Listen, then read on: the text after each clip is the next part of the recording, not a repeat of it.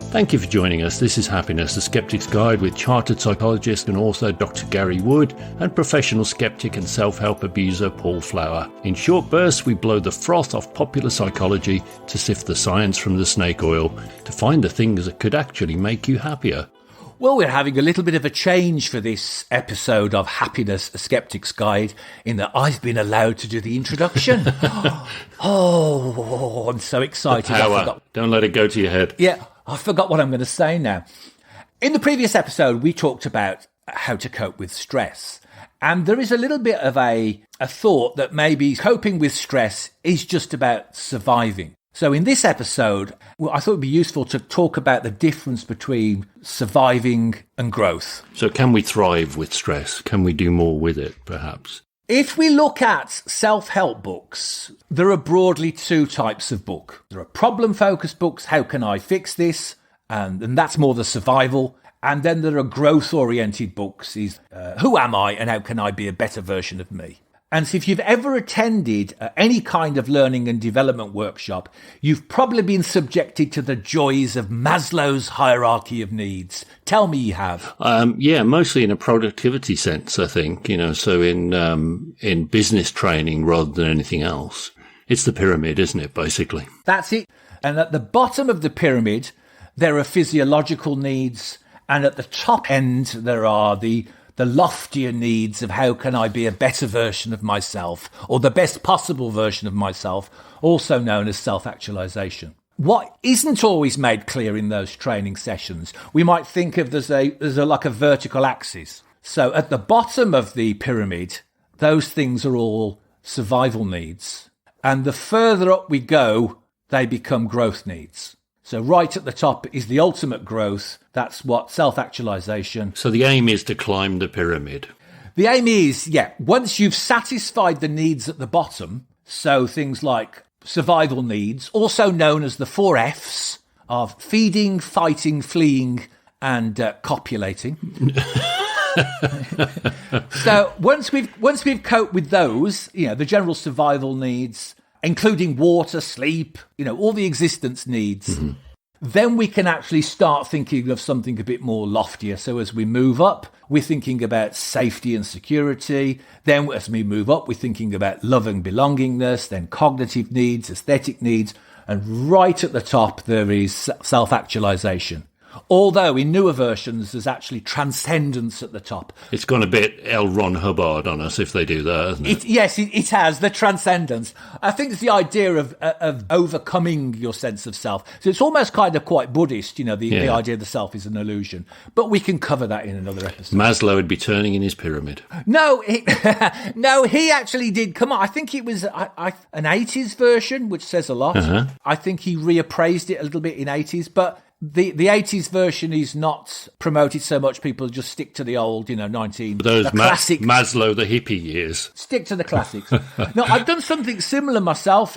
In a previous book I wrote, was a learning skills book. I rejigged that to propose that life skills are learning skills and vice versa. Because, we're talking about how do we learn study skills. And I've argued that they're just actually life skills. It means the way you manage your studying is the way you manage your life and vice versa. So I've proposed 4 factors. One is attitudes, is how we make sense of the world. And we can think about that, remember that from a transactional model of stress, is our attitudes are very important to shaping our view of the world. The viewing influences the doing and vice versa.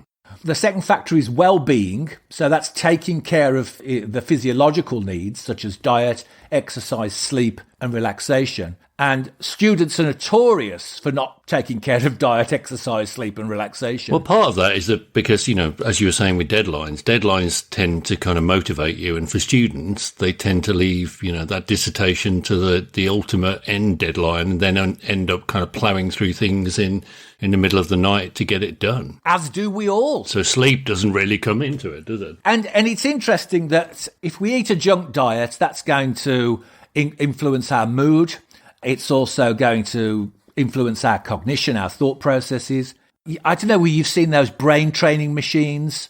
You're supposed to sit there on a little device and you do all these things and it improves your brain. And it doesn't actually work. The most effective thing to improve cognition and memory is 20 minutes aerobic activity. So get yourself on a treadmill, get yourself running around the block, get yourself on an exercise bike, and that boosts cognition more than anything. I'm a massive believer in exercise to defeat depression. I think that is one thing that has always really worked well for me.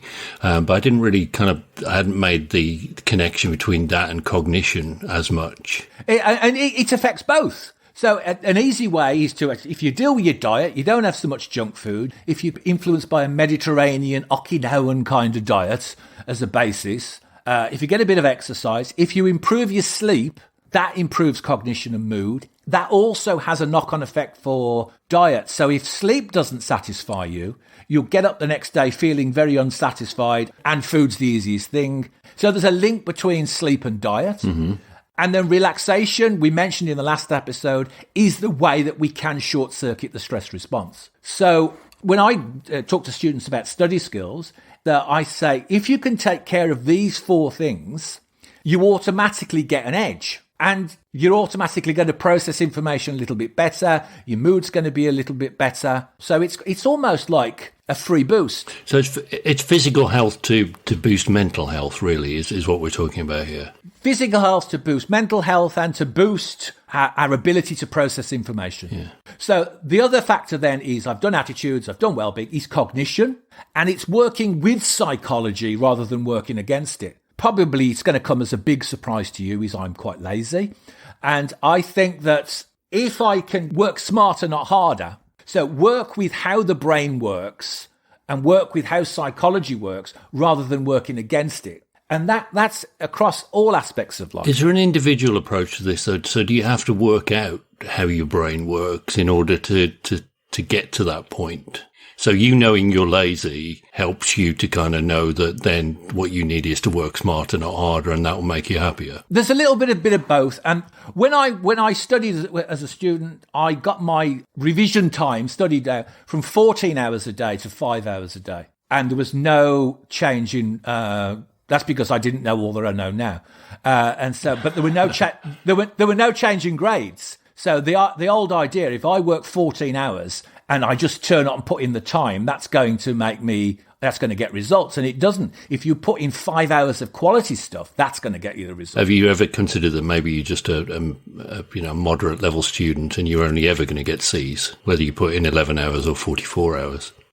The idea is that you can improve by working with the psychology. So the idea, we're doing these podcasts in 20-minute bursts. Yes. Because human attention span is roughly 20 minutes. So there is a psychological reason for that. And that's how I would study. I would do things in short bursts of 20 minutes to a half hour. Then I'd have a short break and I'd either do something physical. In my case, of course, it would be a cup of coffee and a fig roll. I'm obsessed with fig rolls today. I don't know why. I think you've mentioned them in 2 episodes running. Yes, there needs to be a website set up that's called, crowdfunding type website called Buy Me a Fig Roll. And I would just be contributing to my own fund. Do fig rolls actually exist outside the UK? Are they called something different elsewhere? That's what I'm slightly worried about for our international audience. Lots of Mediterranean food has got kind of versions of fig rolls. As an aside, I cooked lamb chops with figs poached in red wine, and the sauce was flavoured with a little bit of marmalade and chopped mint last night. So is there no end to your talents? Well, there's no beginning, if the truth be known. Right, and the 4th factor is management skills. So it's how we manage moods and emotions and our time and resources. So it's all about making the most of the time. So you mentioned jobs, and we've mentioned that the idea that work is a main stressor. And sometimes we have very little control over what we do. We're sort of at the mercy. But if we can start to link our goals with values, as we've talked about in a previous episode, if we can maybe just reorder the schedule so we can do things in a slightly different order. There was a reason at school why maths was on first thing of the morning. It wasn't sadism. It's we just process things a little bit better. And let's be honest, I mean, I don't know about your school, but my school, Friday afternoon, the only thing I was fit for was a bit of colouring in and looking out the window. And it actually said that on the timetable. sometimes moving things around. So it's basically then, so that comes back to the resources thing, doesn't it, to a certain extent? You are managing your resources and making sure you do the work that you're capable of at the right times of day as well as everything else. Yeah. And you're going to be more capable in the mornings potentially. So, focus some of those early difficult tasks at those times. And I know these kind of things from reading countless productivity manuals. If you've had a kind of heavy lunch, don't start any kind of difficult problem solving, because there's such a thing called post-lunch dip. So our attention and our capacity goes down after lunch. A lunch dip sounds great, by the way. Yeah, post-lunch dip. So well, that's not hummus, by the way. But it's the idea that sometimes we cannot control the big things, but we can take control of the small things. And that can get us out of that mere survival and just sitting there grinning and bearing it. I mean, I'll give you an example. I've worked with people and they said something like, I need 20 minutes start on the day. But the minute I sit at my desk, people start coming to talk to me. And I simply asked the question, does your day need to start at your desk? And they went, no, I can go and hide in the conference room. And that 20 minutes actually transformed everything. That's crazy, isn't it, though, that they didn't think of that? You don't necessarily think of things because you're used to doing things in a certain way, and that's the way that they've always been done. But if you want to improve things, you've got to look again. Yeah. And that's the reason why you come to a coach, is because it's my job to shoulder some of that stress. Said the coach. Is any coach. All the coaches do exist. When we're stressed, we don't necessarily make those connections. We don't problem solve as well as we might. So it's my job sometimes just to ask those really naive questions. And people say, why didn't I think of that? And the answer is because you're stressed. So it's my job to take away some of that stress. So that frees up the clients to be more creative. I'm dealing with some of the survival, so they've got more capacity to deal with the growth. Yeah, and it's worth stating that you are more of a practical life coach. That's the way you've always kind of sold your services, as it were. I'm making them sound a little bit downgraded, but you think very practically. Well, coaching should have goals involved, and it should be about action. So if we think about attitudes, what happens often is we get trapped in a thinking-feeling cycle. So we'll have a thought that makes us feel some way, or we have a feeling it makes us think. And so when we're deciding to try and do something, we get locked and we're assessing the feelings. How do I feel this? What's my gut saying? What do I think about this? And it never leads to any action. The quickest way to change perception is to take an action, and it doesn't matter how small that action is, because it's fresh input and it will make you think about things in a slightly different way. Okay. I think that's a good takeaway, actually. That's a really good takeaway. I've got more if you want to. Yeah, always. But it was interesting. We're talking about self-help books, and we will have an episode, I think, on self-help books and how to read them, and which ones are perhaps better than others, which authors are perhaps better than others and more useful in our honest opinions. And it was interesting while you were talking about stress and what quantity of kind of products were out there that dealt with stress. I had a look at how many books had stress in the title, and instantly came up with 60,000 books that mentioned stress. They've cut them down then, obviously. Yeah. No, it's an important topic, but some of the principles are actually quite simple. And what we tend to be drawn to sometimes is novelty. So there are tried and trusted things that do work. So the humble breathing exercise does work. So I sometimes get asked by magazine editors, can you give us some tips on doing this? But we don't want to know these. And I'm thinking, well, those are the things that work. Why not just do the stuff that works?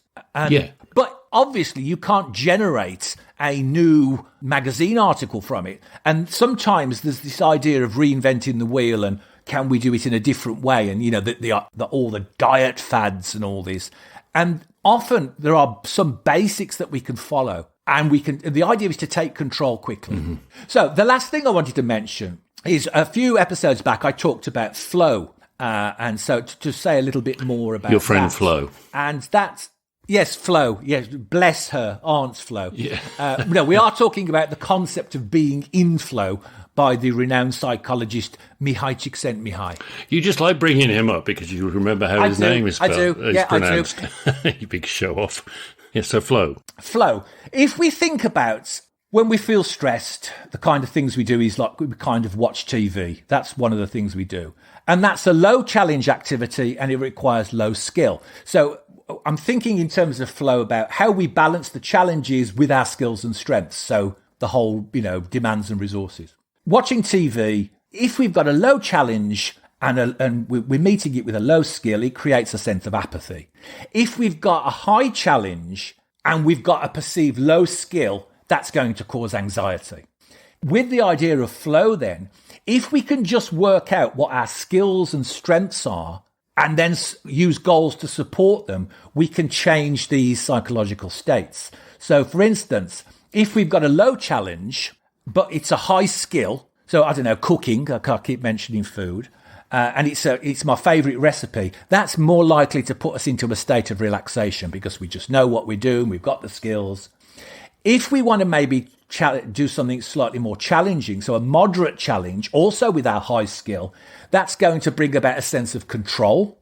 And if we take on a high challenge with our high skill, something that will just stretch us, that's going to put us in a state of flow. And remember that the more time we spend in a state of flow is a definition of happiness. And it's important to recognize that the goals need to stretch us and they're based on our personal levels of skill. So it doesn't mean we are high skilled with comparisons to someone else. It means we're high skilled by our own standards in something. What do we judge to be our skills? Yeah. Now, this is, if you remember, I don't know whether you've ever got anything, you've got a looming deadline or a report to write or something, and instead you'll find something else to do, a displacement activity, such as, I need to descale the coffee machine. And of course you don't. But what it is, it's you doing an activity that you can control. So you're finding something you can control. And to you say, okay, I'm not doing what I'm supposed to do, but at least I'm taking control. Yeah, still I've achieved something. Yes. So that, and obviously when students are doing stuff, they often, draft up their study timetable and then they colour it in and then they create a mind map of it. And it's the idea of I'm taking control of this, I'm structuring my learning, but never ever doing any learning. So it's important to recognise that the skill needs to stretch us. So probably my takeaway bit now is, I don't know whether you remember the writer, raconteur and personality Quentin Crisp. Of course. And it's a philosophy I subscribe to. And it's don't try and keep up with the Joneses, drag them down to your level. It's cheaper. And I often tell clients about this. So what it is about is when we're talking about survival versus growth, it's working out what your skills and your strengths are and then competing with your own personal best. If you're going to compare yourself to somebody who has a much higher skill, that can be demotivating. If you're always performing to your best, now that's the self-actualization we talked about. It also gives us a sense of control. It also puts us in a sense of flow. And that's, I would argue, is happiness.